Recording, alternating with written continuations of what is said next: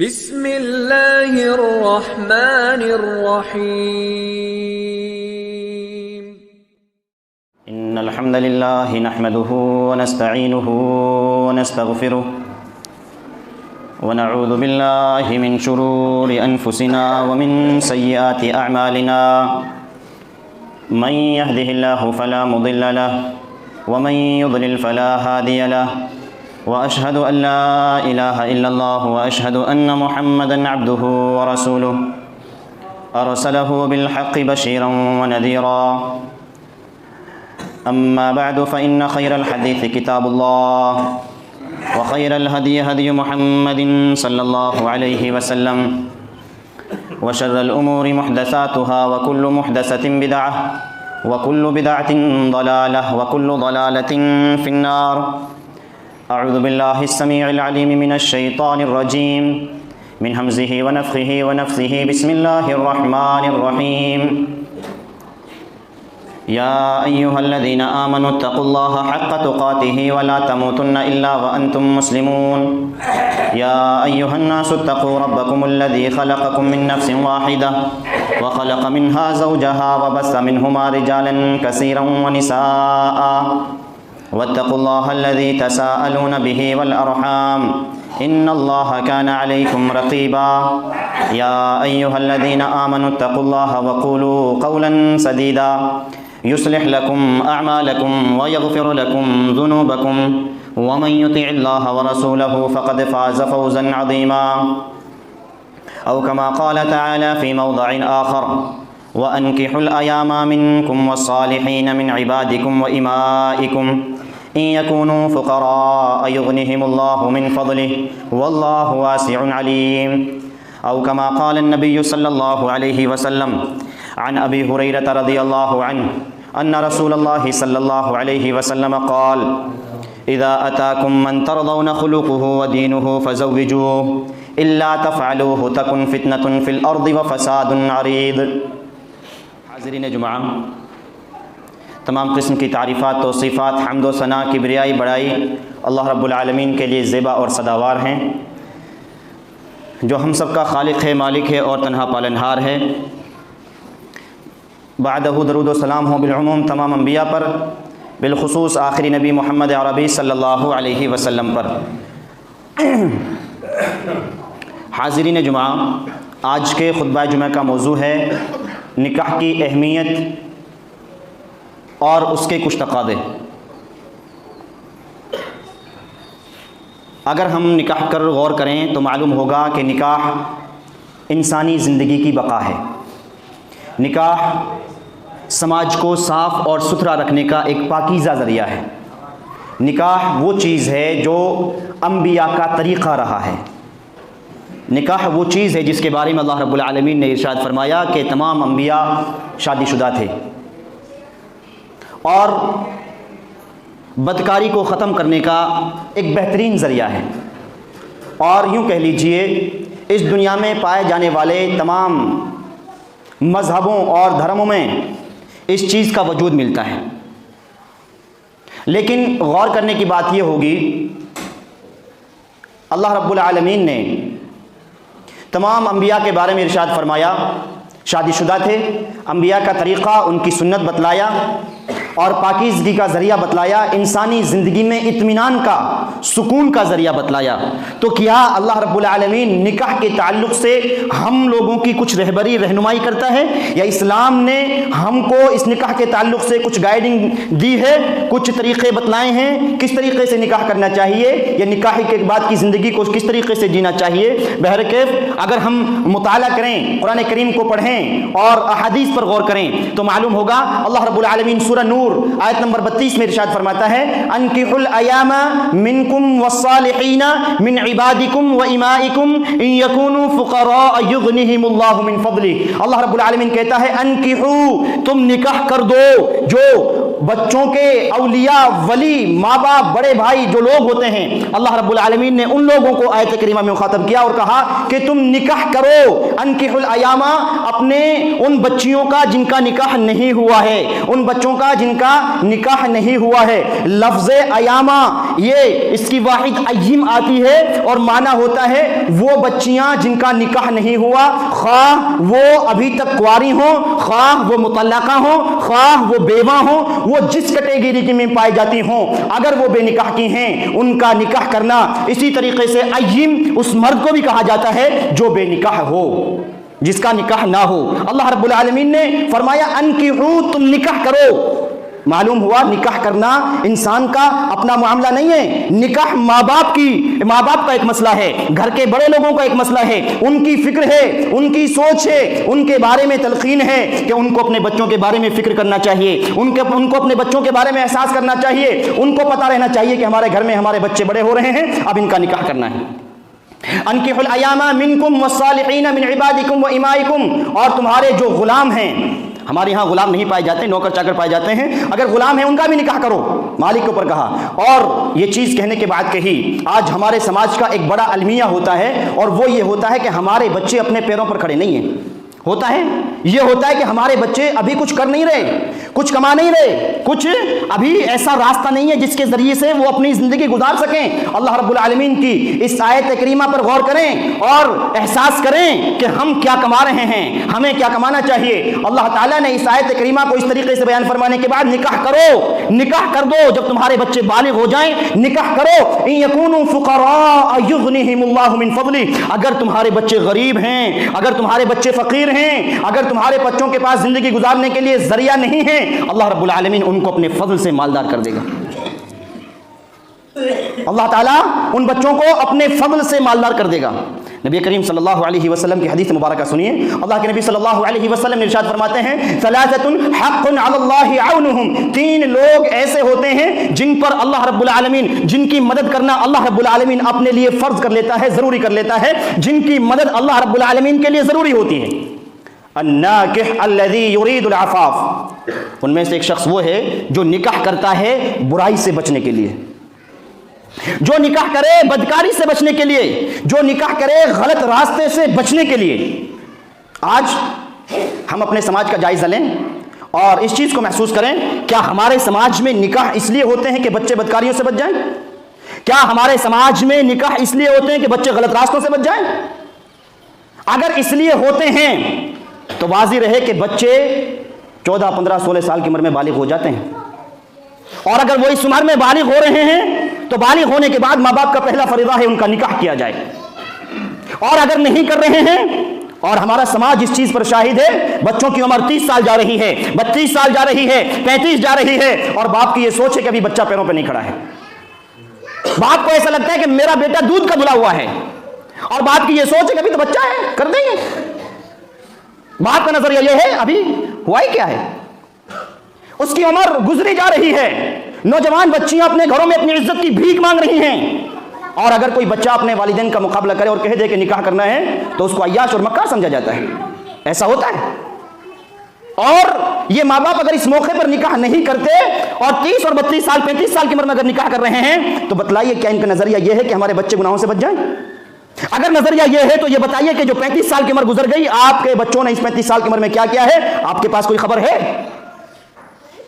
یہ باتیں اگرچہ چبھنے کی ہو سکتی ہیں لیکن حقیقت پر مبنی ہیں، یہ باتیں اگرچہ بری لگ سکتی ہیں لیکن حقیقت بیان کر رہی ہیں اور بتلا رہی ہیں کہ آج کل کے ماں باپ بہت غفلت کی نیند میں سوئے ہوئے ہیں، اور وہ اپنے بچوں کو پیروں پر کھڑا کرتے کرتے ان کو بڑھاپے تک پہنچا رہے ہیں اور ان سے ان کی زندگی کا حق چھین رہے ہیں۔ کیا فرمایا نبی کریم صلی اللہ علیہ وسلم نے؟ جو شخص نکاح کرتا ہے بدکاری سے بچنے کے لیے، اللہ تعالیٰ اس پر اپنی مدد کو فرض کر لیتا ہے، لازم کر لیتا ہے۔ کب کرنا چاہیے نکاح؟ بالغ ہونے کے بعد، پہلی فرصت میں باپ کی یہ سوچ ہونی چاہیے کہ میرا بچہ بالغ ہو چکا ہے، مجھے نکاح کرنا ہے۔ یہاں تو 35 سال کا بچہ ہو رہا ہے، اس کے بعد سوچ و وچار بن رہے ہیں، اس کے بعد پیسے جمع کیے جا رہے ہیں، اور 5, 6, 7 سال تک ابھی اس کی رقم جمع ہو رہی ہے، اور کچھ کے یہاں تو رقم جمع ہونے کے بعد بھی پھر قرضہ ختم کرنے میں کئی سال لگ رہے ہیں، جو قرضہ شادی میں ہو جاتا ہے۔ کیا طریقہ بتلایا ہے اسلام نے؟ اس طریقے سے ہم کو بتایا کہ بہت دھوم دھام سے یا بہت زیادہ زندگی گزارنے کے بعد بہت زیادہ رسوم کو نبھانے کے لیے، بہت سارے دنیاوی رسومات کو ادا کرنے کے لیے آپ کو نکاح کرنا ہے، اور یہ کہہ کر کے دل کو ٹھنڈک پہنچانی کہ زندگی میں ایک بار ہی تو نکاح ہوتا ہے، بار بار تھوڑی نہ ہوتا ہے۔ نبی کریم صلی اللہ علیہ وسلم کو اس دنیا میں مبعوث کیا گیا۔ اللہ رب العالمین ان کی بعثت کا ایک مقصد بیان کرتے ہوئے ارشاد فرماتا ہے وَيَضَعُ عَنْهُمْ إِصْرَهُمْ وَالْأَغْلَالَ الَّتِي كَانَتْ عَلَيْهِمْ۔ نبی کریم صلی اللہ علیہ وسلم کو بعثت کا بھیجنے کا ایک بڑا مقصد یہ تھا کہ لوگوں کے پیروں میں جو رسموں کی زنجیر پڑی ہوئی ہیں، لوگوں کے گلوں میں جو رسموں کا توق پڑا ہوا ہے، اس توق کو نکال کر کے پھینکیں، ان زنجیروں کو دور کریں۔ جو لوگ رسومات کے لیے ذلت اٹھا رہے ہیں، ذلیل اور رسوا ہو رہے ہیں، ان لوگوں کو رسومات سے نکال کر کے صاف ستھری زندگی دیں۔ آپ غور کریں، اس وقت پر جب مبعوث کیے گئے تھے بچیوں کو زندہ درگور کیا جاتا تھا۔ وہ عورتیں جو مہینے کے وقت سے ہوا کرتی تھیں، ان کو گھر میں ایک سائڈ میں اس طریقے سے بند رکھا جاتا تھا کہ تمہارے گھر سے کوئی تعلق نہیں ہے۔ وہ عورت جس کا شوہر مر جاتا، ایک سال تک اس کو کوٹری میں اس طریقے سے بند رکھا جاتا کہ تجھے کسی سے بات نہیں کرنی ہے، اپنا منہ کسی کو نہیں دکھانا ہے۔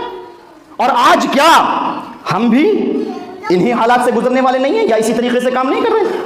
اللہ کے نبی صلی اللہ علیہ وسلم کی حدیث مبارکہ پڑھیے۔ آقا مدنی صلی اللہ علیہ وسلم ارشاد فرماتے ہیں، اور آپ یہ حدیث ابن مسعود رضی اللہ تعالیٰ عنہ کہتے ہیں یا معاشر الشباب من استطاع منکم الباءۃ فلیتزوج۔ اے نوجوانوں کی جماعت، اے نوجوانوں، کہتے ہیں ابن مسعود رضی اللہ تعالیٰ عنہ ہمیں مخاطب کر کے اللہ کے نبی صلی اللہ علیہ وسلم ارشاد فرمایا اے نوجوانوں، تم اگر استطاعت رکھتے ہو تو اپنا نکاح کر لو۔ استطاعت کا مطلب کیا ہے؟ تمہاری دو زندگیاں بننے والی ہیں، تمہیں کھانا کیا ہے، پینا کیا ہے، اگر بیمار ہو جاؤ گے تو دوائی کا خرچ کہاں سے لانا ہے، اسی طریقے سے اگر پہننے کی ضرورت پڑے گی تو کپڑے کہاں سے لانا ہے، اسی طریقے سے اگر تم بالغ ہو رہے ہو تو جنسی خواہشات ہیں یا نہیں، اگر ہیں تو تم نکاح کر لو۔ فإنه أغض للبصر وأحسن للفرج، کیونکہ اگر نکاح کر لو گے تو نکاح وہ چیز ہے جو انسان کی نگاہوں کو نیچی کر دیتا ہے اور اس کی شرمگاہ کی حفاظت کرتا ہے۔ ومن لم يستطع فإنه له وجاء، اور اگر تم اتنی استطاعت نہیں رکھتے ہو، تم اتنی استطاعت نہیں رکھتے ہو، کھانے پینے کی استطاعت نہ ہو اور دوائی کا خرچہ جھیلنے کی استطاعت تمہارے پاس نہ ہو، تو تم روزے رکھو، کیونکہ روزے انسان کی خواہشات کو دبا دیتے ہیں۔ آج دونوں ہی چیزوں میں ہم الٹے نظر آتے ہیں، غور کیجیے۔ نبی کریم صلی اللہ علیہ وسلم کی حدیث مبارکہ پڑھیے۔ اللہ کے نبی صلی اللہ علیہ وسلم نے ارشاد فرمایا اذا تزوج العبد فليتق الله في نصف دینہ اور ولیتق اللہ فی نصفہ، جب انسان نکاح کر لیتا ہے، شادی کر لیتا ہے، وہ اپنے آدھے دین کو مکمل کر لیتا ہے، اور اسے چاہیے کہ آدھے دین کے بارے میں اللہ رب العالمین سے ڈرے۔ اس انسان کا آدھا دین، آدھا ایمان مکمل ہو رہا ہے 35 سال کی عمر میں، 40 سال کی عمر میں، اس کا آدھا دین کے بارے میں آپ کا کیا خیال بچا ہے؟ آپ غور کیجئے اور احساس کیجئے نبی کریم صلی اللہ علیہ وسلم نے کتنا سادہ طریقہ ہم لوگوں کو بتلایا ہے نکاح کرنے کا۔ آپ غور کیجئے، وہ لوگ، وہ صحابہ جن کو اللہ کے نبی صلی اللہ علیہ وسلم نے عشرہ مبشرہ قرار دیے، 10 لوگ جن کو اللہ کے نبی صلی اللہ علیہ وسلم نے سامنے سے جنت کی بشارت دی اور کہا کہ تم جنتی، تم جنتی، تم جنتی۔ ان میں سے ایک شخص عبد الرحمن بن عوف نامی ہیں۔ عبد الرحمن بن عوف رضی اللہ تعالی عنہ وہ شخصیت ہیں جو نبی کریم صلی اللہ علیہ وسلم کے جلیل القدر صحابی ہیں۔ انہوں نکاح کرتے ہیں، نکاح کرنے کے بعد اللہ کے نبی صلی اللہ علیہ وسلم جسم پر کچھ نشان دیکھتے ہیں اور اس کے بعد کہتے ہیں کہ عبد الرحمن کیا نکاح کر لیا ہے؟ کہا اللہ کے نبی ہاں نکاح کر لیا ہے۔ آپ اس چھوٹی سی بات پر غور کریں اور محسوس کریں، نبی کریم صلی اللہ علیہ وسلم ہیں اور آپ کو یہ نہیں پتا کہ نکاح کر لیا ہے کہ نہیں کرا ہے۔ آج تو یہ خواہش ہوتی ہے اگر میری آنکھوں نے لاکھوں لوگوں کا مشاہدہ کیا ہے، لاکھوں لوگوں سے ملاقات کی ہے، تو ہر ایک شخص میرے بیٹے کی شادی میں آئے، ہر ایک شخص میری بیٹی کی شادی میں آئے، اور یہ نظر آتا ہے کہ اگر کوئی نہیں آیا انسان سمجھتا ہے کہ میری شادی ادھوری ہے۔ ایسا ہوتا ہے؟ اللہ کے نبی صلی اللہ علیہ وسلم ہیں، آپ کو نہیں پتا ہے نکاح کر لیا ہے۔ جب بتایا کہ نکاح ہو گیا ہے اس کے بعد کہا اولم، ولیمہ کرو، ولو بشاتین، اگرچہ ایک بکری کا کرو۔ نکاح کر لیا ہے اچھی بات ہے، اور نکاح کرنے کے بعد ولیمہ کرو، اگرچہ ایک بکری کا ولیمہ کرو۔ آج کا نکاح کیا ہوتا ہے؟ ہمارے یہاں کئی سالوں سے تیاریاں ہوتی ہیں اور کئی مہینوں سے رشتہ داریوں کا ایسا آنا جانا ہوتا ہے کہ اب اس گھر میں نکاح نہیں، نہ جانے کیا کیا ہونے لگا ہے، کیسے کیسے معاملات، نکاح والے دن نہیں، نکاح سے ہفتوں دن پہلے اور 15 دن پہلے، 20 دن پہلے ایسا نظر آنے لگتا ہے گویا کہ ایک باپ، اور خاص طور سے وہ باپ جو غریب ہے، اور اس سے بھی زیادہ خاص طور سے وہ باپ جو اپنی بیٹی کی شادی کر رہا ہے، وہ اس وقت تو کم سے کم یہ سوچتا ہوگا کہ کاش یہ دن مجھے نہ دیکھنا پڑتا، ایسے دن سے مجھے نہ گزرنا پڑتا، ایسے دن کے معاملات میرے سامنے نہ آتے۔ لوگوں کے معاملات اللہ معاف کرے، آپ غور کیجئے، اللہ کے نبی صلی اللہ علیہ وسلم ارشاد فرماتے ہیں اور طریقہ نکاح بتاتے ہیں اور سمجھاتے ہیں امت کو اور بتلاتے ہیں کہ لوگوں نکاح کرنا ہے تو کس طریقے سے کرنا ہے۔ اور آپ یہ حدیث ابو ہریرہ رضی اللہ تعالیٰ عنہ کہتے ہیں نبی کریم صلی اللہ علیہ وسلم ارشاد فرمایا اذا اتاکم من ترضون خلقه ودینه فزوجوه الا تفعلوه تکن فتنة فی الارض وفساد کبیر۔ اے لوگو، جب تمہارے پاس کسی ایسے لڑکے کا رشتہ آئے جس کے تم دین سے واقف ہو، جس کے تم اخلاق سے واقف ہو، جس کے دین سے تم راضی ہو، جس کے اخلاق سے تم راضی ہو، تم اپنی بیٹی کا نکاح اس بچے کے ساتھ کر دو، اس لڑکے کے ساتھ کر دو۔ الا تفعلوه تکن فتنة فی الارض وفساد کبیر۔ اور اگر تم نے ایسا نہ کیا، ایک دیندار لڑکے کو اپنی لڑکی کا نکاح نہ کیا، ایک اخلاق والے لڑکے کو اپنے لڑکی کا نکاح نہ کیا، تو یاد رکھو الا تفعلوه تکن فتنة فی الارض وفساد کبیر۔ تمہاری آنکھیں مشاہدہ کریں گی، اس دنیا میں تم دیکھو گے بہت سارے فتنے جنم لیں گے اور بڑے فساد کا تم سامنا کرو گے۔ عزیزو، غور کریے اس بات پر اور احساس کیجئے اس بات کا کہ آج مسلمان جو فسادوں میں مبتلا ہے، پریشانی میں مبتلا ہے، آج انسان طرح طرح کی مصیبتوں سے گزر رہا ہے، اس کی ایک بڑی وجہ یہ تو نہیں کہ اس نے اپنی بیٹیوں کے رشتے کرنے میں معاملات کو بگاڑا ہو۔ آج کہنے دیجئے اس بات کو، دین کو بہت کم کیا لوگ، اس سے بھی کم لوگ دیکھتے ہیں۔ دیکھنا یہ ہوتا ہے لڑکے کا کام کیا ہے، دیکھنا یہ ہوتا ہے لڑکا کما کتنا رہا ہے، وہ نمازی ہے یا نہیں اس چیز کو نہیں دیکھا جاتا ہے، وہ سچا ہے یا نہیں اس چیز کو نہیں دیکھا جاتا ہے، وہ صاف ستھرا ہے یا نہیں اس چیز کو نہیں دیکھا جاتا ہے۔ اور اس کے بعد یہ شکایتیں ہوتی ہیں کہ ہماری بیٹی ایسی پریشانی سے گزر رہی ہے، ایسے معاملات سامنے آ گئے ہیں، وہ فلاں تھے ان کو دے دی، اب اس کے بعد بیٹی اس دن سے ابھی تک پریشان زندگی گزار رہی ہے۔ نبی کریم صلی اللہ علیہ وسلم نے رشتہ چوز کرنے کا طریقہ بتایا، تم دین دیکھو، اخلاق دیکھو، اللہ رب العالمین پر چھوڑو اس کی مالداری، اللہ رب العالمین اس کو مالدار کرے گا، اللہ رب العالمین اس پر اپنا فضل کرے گا۔ اسی طریقے سے اگر تمہیں اپنے بیٹے کے لیے بیٹی چاہیے اور رشتہ چاہیے تو اللہ کے نبی صلی اللہ علیہ وسلم ارشاد فرماتے ہیں، کہتے ہیں کہ اگر تمہیں نکاح کرنا ہے اپنے بیٹے کا تو بیٹی دیکھو، لڑکی دیکھو، چار چیزیں اس کے اندر دیکھو، اس کا حسب نسب دیکھو، اس کا خاندان دیکھو، اس کی خوبصورتی دیکھو اور اس کی دینداری دیکھو۔ فَاظْفَرْ بِذَاتِ الدِّينِ تَرِبَتْ يَدَاكَ۔ اور اگر تینوں چیز اس کے اندر نہ ہو، خاندان بھی صحیح نہ ہو یا خوبصورت بھی نہ ہو اور مالدار بھی نہ ہو، اگر دیندار ہو تو نکاح کر لینا۔ آج بتاؤ کون دینداری دیکھتا ہے؟ آج دیکھا یہ جاتا ہے اگر اپنی بیٹے کے نکاح میں کر رہا ہوں تو ساتھ میں لڑکی کے آنے والا کیا کیا سامان ہے۔ اور معاف کیجئے گا، ایسے نہ جانے کتنی لڑکیاں اپنے گھر میں عزت کی بھیک مانگ رہی ہیں کہ ان کے باپ کے پاس دینے کے لیے جہیز نہیں ہوتا اور ان لڑکیوں کے لیے رشتے نہیں مل پاتے، ان لڑکیوں کو اچھے رشتے نہیں پر مل پاتے۔ یہ ہمارے سماج کا المیہ ہے، جس نکاح کے بارے میں اللہ کے نبی صلی اللہ علیہ وسلم نے ارشاد فرمایا کہ نکاح کو آسان کرو، نکاح کو آسان کرو۔ اور نکاح کتنا آسان کرنا ہے؟ اتنا آسان کرو کہ زنا مشکل ہو جائے۔ آج اس نکاح کو ہم نے اتنا مشکل بنا دیا ہے، اتنا مشکل بنا دیا ہے کہ ہر چوراہے پہ جا کر کے دیکھو زنا کے اڈے کھلے ہوئے ہیں اور انسان سوچتا ہے کہ ہمارے بچے دودھ کے دھلے ہوئے ہیں۔ آج اس چیز میں انسان کو غور کرنا ہوگا اور احساس کرنا ہوگا کہ ہم اپنے بچوں کا نکاح کب کر رہے ہیں، کیسے کر رہے ہیں، کہاں کر رہے ہیں۔ نکاح کے لیے اگر کوئی چیز اللہ کے نبی صلی اللہ علیہ وسلم نے بتلائی تو بیٹے والے کی طرف سے ولیمہ بتلایا تھا، بیٹے کی طرف سے مہر بتلایا تھا۔ اور معاف کیجئے گا، اگر اس مہر کے تعلق سے بات کی جائے تو معلوم ہوگا کہ کتنے لوگوں کی زندگیاں ختم ہو رہی ہیں، کتنے لوگ بڑھاپے پہ پہنچ رہے ہیں اور کتنے لوگ اپنی قبروں کو چلے گئے ہیں، اپنی مہر کی ادائیگی نہیں ہوئی ہے۔ معاف ہو گیا ہے جی، معاف کروا لیا ہے۔ مہر وآتوا النساء صدقاتهن نحلہ، اور راضی خوشی ان کا مہر ان تک پہنچا دو، پہلی فرصت میں ان کا مہر دو۔ وہ نہیں ہوتا ہے ہمارے یہاں، یہ ضرور ہوتا ہے کیا آ رہا ہے، لوگ جہیز کے اتنے زیادہ بھوکے ہو گئے ہیں، ایسا لگنے لگا ہے کہ صرف اسی جہیز سے زندگی چلے گی انسان کی۔ اگرچہ ہمارے یہاں نہ ہو لیکن کچھ لوگ ظاہری طور پر اور کچھ لوگ خفیہ طور پر لین دین ضرور ہو رہی ہے، ہو ضرور رہا ہے اور نہیں بھی ہو رہا ہے۔ آگے بڑھیے، انسان ولیمہ کر رہا ہے، ولیمہ جس کو ایک برکت کا ذریعہ بتایا گیا تھا، جس دعوت کو دعوت ضروری قرار دیا گیا تھا، ایسی دعوت قرار دیا گیا جس کی قبول کرنا لازم اور ضروری تھا، اس دعوت میں آپ دیکھیے کتنی عیاشی کے اڈے کھلے ہوئے ہیں۔ اس دعوت پر آپ غور کیجئے، غیر محرم مرد اور غیر محرم عورتیں ایک دوسرے کے ساتھ کس طریقے سے اختلاط میں مل رہے ہیں اور محسوس ہو رہا ہے کہ تو سگے بہن بھائی ہیں۔ اس میں دیکھیے کھانا کس طریقے سے کھایا جا رہا ہے، آپ غور کیجئے ایسی دعوتوں پر۔ اور انسان یہ سمجھتا ہے کہ اگر میں نے ایسی دعوت نہ دی تو مجھے امیر کون کہے گا، میری تو عزت ختم ہو جائے گی، مجھے تو ذلیل سمجھا جائے گا۔ آج کل کی شادیوں میں آپ غور کیجئے گا، اتنا کھانا انسان کے گھر میں سال بھر خراب نہیں ہوتا ہے جتنا صرف ایک دن میں خراب ہوتا ہے۔ سال بھر میں انسان کا خراب اتنا کھانا نہیں ہو رہا ہے جتنا صرف ایک دن میں ہو رہا ہے۔ اور اتنے طریقے کے کھانے، اس طریقے کے کھانے، اللہ اکبر. اللہ کے نبی صلی اللہ علیہ وسلم نے کہا کہ اگر کچھ بھی نہیں ہے تو صرف ایک بکری کا ولیمہ کرو. یہاں تو بکری نہیں اور پتہ نہیں کیا کیا چیزیں ہیں, اور ان کے علاوہ بھی پھر دنیاوی چیزیں جن سے تو کھانے سے بھی انسان کو پرے رہنا چاہیے, وہ انسان دعوت ولیمہ میں کھلا رہا ہے. اور جہیز نہیں لیتے جی, لیکن بارات جائے گی. کیوں؟ بارات کا ٹھیکہ ابو نے دے دیا تھا کیا؟ یا اللہ کے نبی صلی اللہ علیہ وسلم نے اس کو بھی مبارکبادی یا اس کو بھی ضروری قرار دیا کہ تم ہزاروں براتی لے کر کے جاؤ, تمہارے بیٹے کو دعا دیں گے, اس کے بعد تمہاری زندگیاں مبارکبادی کے لائق ہوں گی. کیوں بارات نہیں جاتے؟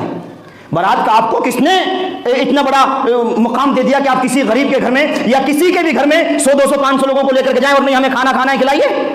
کیوں؟ عزیزو, نکاح کو آسان کرنا ہے, اور اتنا آسان کرنا ہے کہ زنا مشکل ہو جائے. آج غور کریں, ہمارے یہاں اتنے رسومات پائے جا رہے ہیں.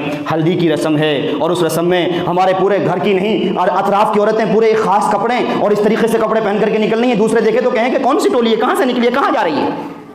ادا کیا جا رہا ہے. انسان دلہا گھر سے نکل رہا ہے, پیسے پھینکے جا رہے ہیں, پیسوں کو پھینکا جا رہا ہے. آپ کسی غریب کو ویسے دے دیجئے. کیوں کسی بچے کا سر پھڑوانے گھوم رہے ہیں؟ کیوں بچوں کو ادھر ادھر بھڑوانے گھوم رہے ہیں؟ نہیں ہوتا ہے کیا؟ پیسوں کو پھینکا جاتا ہے. کب؟ جب انسان اپنی زندگی کا بہت بڑا فیصلہ کر رہا ہے, اپنے گھر سے نکل رہا ہے کہ وہ نیک عورت گھر میں لے کر کے آئے گا, اور شروعات گھر سے نکلنے کی ہو رہی ہے, پیسے پھینکے جا رہے ہیں. کیوں جی؟ معاف کیجیے گا, یہ طریقہ محمد نہیں ہے. یہ نکاح خیر و برکت والا نہیں ہے. اس نکاح میں اگر آپ چاہیں کہ خیر و برکت تلاش کریں اور پیسے پھینک کر کے تلاش کریں اور من مانی نکاح کرنے کے بعد تلاش کریں, اور اپنے من سے وہ نکاح کرنے کے بعد آپ سوچیں کہ ہمارے گھر میں آنے والی بہو بہت سکون دے گی, بہت عزت سے رہے گی, تو یہ آپ کی غلط فہمی ہے. آپ غور کیجئے, ابتدا میں جب آپ نکاح کی تاریخ رکھ رہے ہیں اس وقت سے لے کر نکاح کر رہے ہیں, اور نکاح کے بعد تک بھی آپ کتنی منمانی کر رہے ہیں اور کتنی رب مانی کر رہے ہیں, کتنے رب کو راضی کرنے کی کوشش کر رہے ہیں اور کتنے خود کو راضی کرنے کی کوشش کر رہے ہیں, اور کتنے لوگوں کے سامنے آپ واہ واہی تلاش کرنے کی کوشش کر رہے ہیں اور سوچ رہے ہیں کہ لوگ کیا کہیں گے.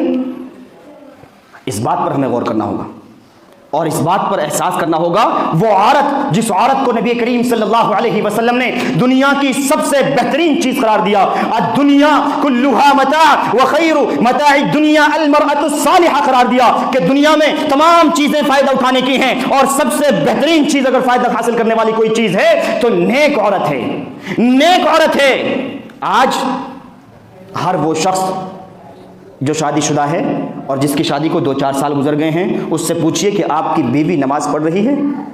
اللہ ماشاء اللہ کوئی یہ کہہ دے کہ ہاں میری بیوی نماز پڑھ رہی ہے, اور پڑھ رہی ہے تو کیا وقت پر پڑھ رہی ہے, یا پھر دن میں 2 ٹائم پڑھ لی, 3 ٹائم پڑھ لی, یا پھر من کرا جب پڑھ لی؟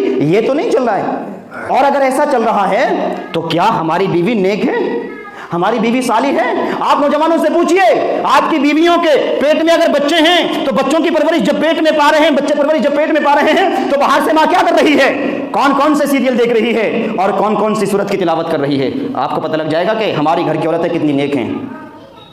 احساس ہو جائے گا. تھوڑی سی تکلیف کیا پیٹ میں ہوئی, نہیں جی اب 1 مہینے تک پورا بیڈ ریسٹ کرنا ہے, چلنا پھرنا منع کر دیا ڈاکٹر نے, کچھ نہیں کرنا ہے, نماز کے لیے اٹھنا میری بس کی بات نہیں ہے, ابھی پریشان ہے, طبیعت خراب ہے. اگر ایسے موقع پر طبیعت خراب ہو گئی تو ڈاکٹر تو پھر آپریشن کر دیں گے, یہ ہو جائے گا وہ ہو جائے گا. اس عورت سے کوئی پوچھے, اس موقع پر اسے زیادہ نمازیں پڑھنی چاہیے تھی, اس موقع پر اسے زیادہ تلاوت قرآن کرنے چاہیے تھے, اس موقع پر زیادہ صدقات و خیرات کرنے چاہیے تھے, اس موقع پر زیادہ اللہ کے قریبی بننا چاہیے تھا, کیونکہ یہ ایک بچے کو جنم دینے والی ہے, اور ہو سکتا ہے کہ اللہ تعالیٰ اسی بچے کو حافظ قرآن بنائے, ہو سکتا ہے اللہ تعالیٰ اسی بچے کو عالم دین بنائے, ہو سکتا ہے یہی بچہ اگر کے چل کر کے قوم کا لیڈر اور قوم کا رہنما بنے. لیکن وہ بچہ جب پیٹ میں پرورش پا رہا ہوتا ہے, اس کی ماں موبائل دیکھ رہی ہوتی ہے. نیک بیوی ہے. ہم نے نکاح کرنے کے ٹائم سوچا کیا تھا, نیک بیوی لا رہے ہیں یا صرف اس لیے شادی کر رہے ہیں کہ یار میرے بیٹی کی عمر 35 سال ہو گئی, ابھی نہیں کری تو پھر لوگ کہیں گے ان کے گھر میں ہو کیا رہا ہے. عزیزو, شادی زندگی میں بھلے ہی ایک بار ہو رہی ہے, لیکن یہ شادی دل کو تسکین دینے کے لیے نہیں, یہ شادی وہ شادی ہے جو انسان کے گھروں کے رشتوں کو جوڑ رہی ہے. یہ شادی وہ شادی ہے جو آنے والی نسلوں کا فیصلہ کر رہی ہے. یہ شادی وہ شادی ہے جو آنے والے بچوں کا فیصلہ کر رہی ہے. یہ وہ شادی ہے جو فیصلہ کرے گی کہ گھر میں بچے ہوں گے, ان کو نیک بننا ہے یا بد بننا ہے. یہ وہ نکاح ہے کہ گھر میں بیٹی آئے گی تو گھر میں عزتوں کی زندگی بسر ہونے والی ہے, یا ایک بچہ جو اچھی خاصی زندگی بسر کر رہا تھا اس کی بھی زندگی نرک بننے والی ہے۔ یہ شادی وہ شادی ہے جو آپ اپنے من سے نہیں، جس کا کرنا ضروری تھا، جسے آپ کر رہے ہیں اور کرنا ہے اور کر رہے ہیں، تو کیوں اسے منمانی کر رہے ہیں؟ کیوں دنیاوی رسومات کو اس میں ڈال رہے ہیں؟ کیوں اس میں اپنے دل کی ٹھنڈک کو پہنچانے کے لیے دنیاوی معاملات کو طے کر رہے ہیں؟ اگر نکاح کرنا ضروری ہی ہے اور اس وقت ضروری ہے جب انسان بالغ ہو رہا ہے، تو اس طریقے سے کیجیے جس طریقے سے اللہ نے آپ کو کرنے کے لیے کہا ہے، نبی کریم صلی اللہ علیہ وسلم نے کرنے کے لیے کہا ہے۔ عزیزو، اگر ہم نکاح اس طریقے سے کرتے ہیں تو یقین مان لیجئے اللہ رب العالمین کا وعدہ کبھی جھوٹا نہیں ہوتا، اللہ تعالیٰ کی باتیں کبھی غلط نہیں ہوتی۔ لیکن آج نکاح بھی کریں اور اللہ تعالیٰ مدد بھی نہ کرے، وجہ یہ ہوتی ہے کہ اللہ تعالیٰ نے جس طریقے سے نکاح کرنے کے لیے کہا ہے ہم نے اس طریقے سے نکاح نہ کیا۔ وجہ یہ ہوتی ہے اللہ تعالیٰ نے اگر طریقہ آسان کرنے کے لیے کہا تھا، ہم نے طریقے کو مشکل بنا دیا ہے، اور مشکل بنانے کے بعد اب ہم آگے کی زندگی کے فیصلے کر رہے ہیں اور پریشانیوں سے گزر رہے ہیں اور محسوس بھی کر رہے ہیں کہ زندگی میں تکلیفیں بڑھ رہی ہیں، پریشانیاں بڑھ رہی ہیں، اور انسان اپنی زبانوں پر ہر صبح ہر شام ایک نئی شکایت لے کر کے بیٹھا ہوا ہے۔ میرے گھر میں میری بیوی ایسی، ایک بیوی ہے تو اس کی شوہر کے لیے شکایت ایسی کہ میرا شوہر ایسا ہے، نماز نہیں پڑھتا، میرا شوہر ایسا ہے، یہ کرتا رہتا ہے۔ آپ نے ابتدائی زندگی میں کیسے مراحل کو سوچ کر کے یہ طے کیا تھا کہ ایسا بیٹا میری بیٹی کا شوہر بنے گا یا ایسی بیٹی میرے بیٹے کی بیوی بنے گی؟ ہم نے کس طریقے سے ان تمام چیزوں کو طے کیا ہے؟ غور کریں اور احساس کریں اور اس چیز کو جانیں، نکاح ایک دینی فریضہ ہے جسے پورا کرنا ہے اور اس طریقے سے پورا کرنا ہے جس طریقے سے دین ہم سے چاہتا ہے، جس طریقے سے شریعت ہم سے چاہتی ہے، جس طریقے سے نبی کریم صلی اللہ علیہ وسلم نے کرنے کے لیے ہم سے کہا ہے۔ آپ کے یہاں کیا رسومات ہو رہی ہیں، کیا معاملات ہو رہے ہیں، اس چیز کو آپ بخوبی سمجھتے ہیں اور جانتے ہیں۔ آپ صرف اتنا سمجھ لیجئے کہ نکاح کو اتنا آسان کرنا ہے کہ زنا مشکل ہو جائے، نکاح کو اتنا آسان کرنا ہے کہ لوگ زنا کرنے کے لیے سوچیں کہ کہاں سے کریں، کیسے کریں، اتنا مشکل زنا ہے، اتنا آسان کریے اور اس کام کو اپنے آپ سے شروع کیجئے۔ یہ نہ سوچئے کہ فلاں کرے گا تب جا کر کے ہم کریں گے، اس لیے کیجئے میں اللہ کا بندہ ہوں، اللہ تعالیٰ کہتا ہے اور اللہ تعالیٰ کے طریقے سے مجھے زندگی گزارنی ہے، اس کی طریقے سے مجھے زندگی گزارنی ہے۔ جس چیز کا وہ حکم دیتا ہے وہ کام مجھے کرنا ہے، اور جس چیز سے وہ منع کرتا ہے اس کام سے رکیے، اس کام سے رکنا ہے۔ اور اگر ہم اپنے دل میں یہ سوچ لیں تو یقین مان لیجئے پھر اللہ تعالیٰ ہماری مدد کرے گا، اللہ تعالیٰ ہمارے بچوں کو مالدار کرے گا، اللہ تعالیٰ ہمارے بچوں کو حلال رزق دے گا، اللہ تعالیٰ ہمارے بچوں کو وہاں سے رزق دے گا جہاں سے ہم سوچ بھی نہیں سکتے تھے اور احساس بھی نہیں کر سکتے تھے۔ اور یہ سوچ اپنے دلوں سے نکال دیجئے کہ میرا بچہ پیروں پہ کھڑا ہو جائے، اور اگر ضمیر زندہ ہے تو اپنے بیٹے سے پوچھئے کہ بیٹے زندگی کے حالات کیسے چل رہے ہیں، شاید وہ بھی آپ کے سامنے رو کر کے کہے کہ والد صاحب مجھے نکاح کی بہت سخت ضرورت ہے۔ احساس کریے اور غور کیجئے، جن شادیوں کو ہم نے سوچا ہوا ہے 10 سال بعد کرنا ہے ان کے بارے میں نکاح کو آسان کرتے ہوئے پہلی فرصت میں نکاح کیجئے اور اس طریقے سے کیجئے جس طریقے سے کرنا چاہیے۔ رسومات کو ختم کیجئے، دنیاوی لایانی خرچوں کو ختم کیجئے، فضول خرچوں کو ختم کیجئے، غلط خرچوں کو ختم کیجئے، کیونکہ اللہ تعالیٰ کہتا ہے ان المبذرین کانوا اخوان الشیاطین وکان الشیطان لربہ کفورا۔ جو فضول خرچی کرتا ہے، فضول خرچی زیادہ خرچ کرنا، کسی بھی چیز میں زیادہ خرچ کرنا، لایانی خرچ کرنا، اگر کوئی لایانی خرچ کرتا ہے، جو کام 100 روپے میں ہو سکتا ہے اس کو آپ 250 روپے میں کر رہے ہیں، جو کام 1000 میں ہو سکتا ہے اس کو 5000 میں کر رہے ہیں۔ اگر ایسا کر رہے ہیں، ان المبذرین کانوا اخوان الشیاطین، فضول خرچی کرنے والے شیطان کے بھائی ہیں، وکان الشیطان لربہ کفورا، اور شیطان وہ ہے جس نے اپنے رب کا انکار کیا ہے۔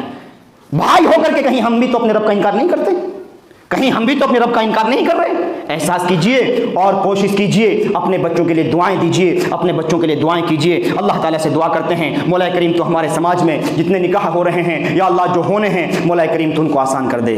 اللہ جتنے نوجوان ہیں مولا کریم تو ان کو نیک صالح عورتیں نصیب فرما دے۔ اللہ جتنی ہماری بچیاں ہیں اللہ ان بچیوں کو نیک اور صالح شوہر عطا فرما دے۔ اللہ تو ہمارے نکاحوں میں جتنی لایانی چیزیں ہوتی ہیں، فضول خرچیاں ہوتی ہیں، رسومات ہوتی ہیں، مولا کریم تو ہمیں پہلی فرصت میں ان کو ختم کرنے کی توفیق نصیب فرما دے۔ اللہ تو ہمیں نبی کریم صلی اللہ علیہ وسلم کے طریقے پر زندگی جینے کی توفیق نصیب فرما دے۔ اللہ جب تک اس دنیا میں زندہ رکھ، دین و ایمان کی حالت میں، اسلام کی حالت میں زندگی نصیب فرما۔ اللہ موت آئے تو کلمہ طیبہ ہماری زبان پر ہو، مولا کریم مرنے کے بعد کوئی جگہ ملے تو جنت الفردوس میں جگہ نصیب فرمائیو۔ اللہ اس دنیا میں جہاں کہیں مسلمان بھائی پریشان ہیں، اللہ مظلوم ہیں، مولا کریم تو ان کی مدد فرما دے۔ اللہ ظالموں کو نیست و نابود فرما دے، اللہ تو ان کی مدد فرما، مولا کریم ان کو ظالموں سے نجات نصیب فرما دے۔ آمین۔ وآخر دعوانا ان الحمد للہ رب العالمین، والسلام علیکم ورحمۃ اللہ وبرکاتہ۔